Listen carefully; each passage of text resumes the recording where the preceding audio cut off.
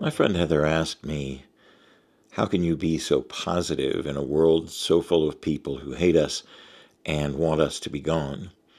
And there are a lot of people out there who, for one reason or another, just have a vendetta, an anger, a hatred towards certain people based on their choices and who they choose to love, or the color of skin they were born with, or any number of other silly reasons to hate someone. And I guess my only real answer is that I choose to. I choose to not return hate for hate. I choose not to return anger towards the choice that they're making. There's an Aesop's fable, a very short one. A man comes across a snake in the middle of fire, in danger of burning to death. And he reaches in to rescue the snake, and the snake bites him on the hand, causing excruciating pain. The man turns away and finds a stick, comes back with the stick and uses it to reach in and lift the snake to safety. And a friend of his that was observing this says, why would you do that? He's clearly your enemy. He tried to hurt you when you were just trying to save him. And the man's reply was, because I don't want to be like the snake. I don't even want the snake's actions to dictate what my response would be. I want to lead from love. I want to lead from a point of trying to keep anyone out of danger if I have the ability to help. And that's kind of my point. It's kind of my point of view, you know. I was given a gift to make art, and in making the art that I make, to spread the love that I feel.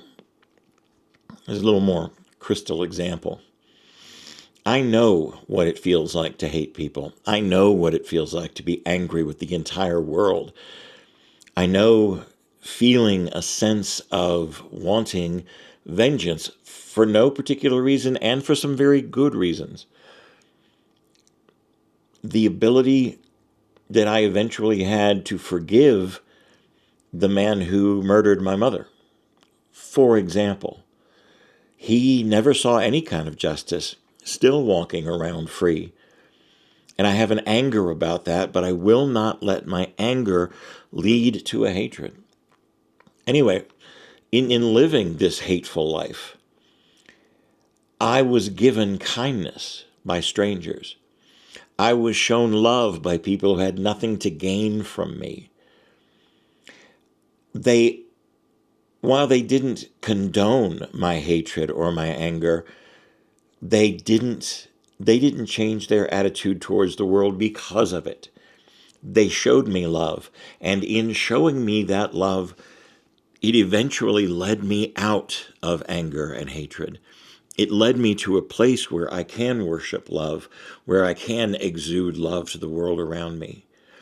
Had they not taken that time, if they had met my brutality, my anger, my hatred with the same, nothing would have changed. Instead, they gave me gentleness, they gave me kindness, they offered me true healing by not responding the way that I was treating them. So maybe, when I respond with love, when I respond with kindness, when I strive my very best to put forth my heart out into these people, maybe it will lead one of them back from the darkness. Maybe. And if it doesn't, I mean, maybe it'll lead thousands, or change a little part of the world that I live in. But maybe it won't. Maybe it reaches no one at all. My heart is still better off striving to give kindness, than it would be harboring anger and hatred. If I reach no one, at least I have kept the healthy stuff for me. It made me sick, being angry, being hateful. It damaged me in a lot of different ways, and some that I'll never recover from.